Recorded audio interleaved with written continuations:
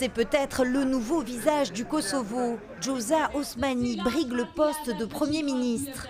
Une petite révolution dans un pays gouverné par les anciens chefs de la guérilla indépendantiste albanaise.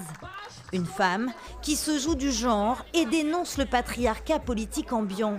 Ils disent « Vjosa ne peut pas réussir parce qu'elle est une femme ». Ma réponse est que je peux le faire précisément parce que je suis une femme. À 38 ans, la juriste s'est hissée en tête de liste de son parti de centre-droit, la Ligue démocratique du Kosovo. Une popularité grandissante due notamment à sa liberté de ton.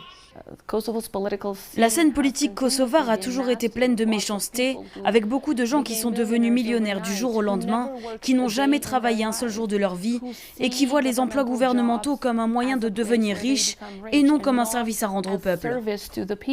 Le Kosovo, indépendant depuis 2008, est rongé par la corruption, la pauvreté et le chômage. Des questions de société auxquelles s'ajoutent les défis identitaires de tout un pays. Un vaste chantier pour la candidate Osmani. Si son parti remporte les élections, c'est à elle que le président kosovar confiera le soin de trouver une coalition. Mais les jeux ne sont pas encore faits. Face à elle, deux poids lourds de la scène politique kosovare. L'ancien Premier ministre Ramush Haradinaj, contraint à démissionner en juillet dernier.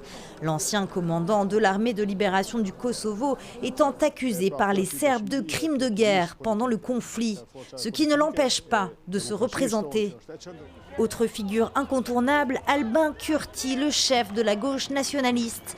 Un ancien leader étudiant emprisonné sous Milosevic est surnommé le Tché kosovar en raison de ses actions militantes. Vjosa Osmani a laissé entendre une possible alliance avec lui afin d'écarter les commandants de l'échiquier politique kosovar.